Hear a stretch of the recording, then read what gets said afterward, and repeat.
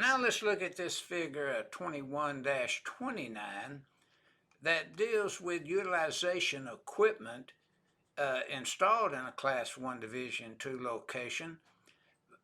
But say that this utilization equipment contains heaters, maybe motors, switches that arc, spark, and create a sparking effect that could ignite a mixture of, say, vapor and air in the explosive range.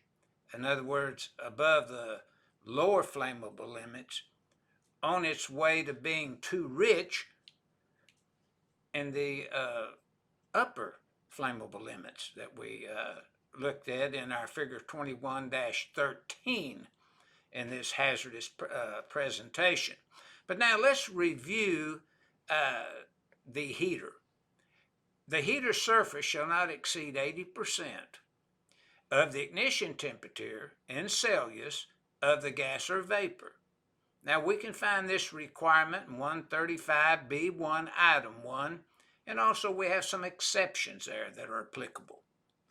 But notice we have a general purpose enclosure, and to do that, the unit shall operate at 120% of the rated voltage in accordance with 501.135B11. So wherever the heater is sitting, you must fall within that voltage range, say. Now, or do something so it will.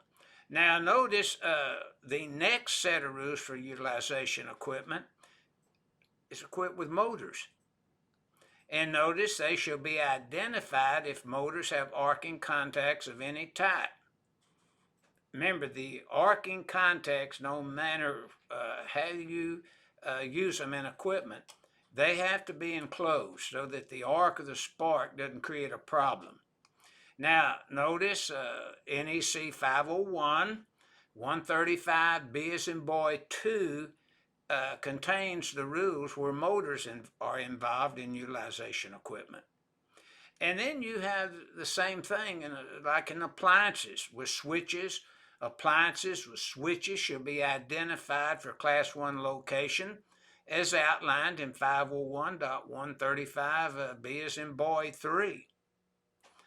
Now, utilization equipment can contain heaters, motors.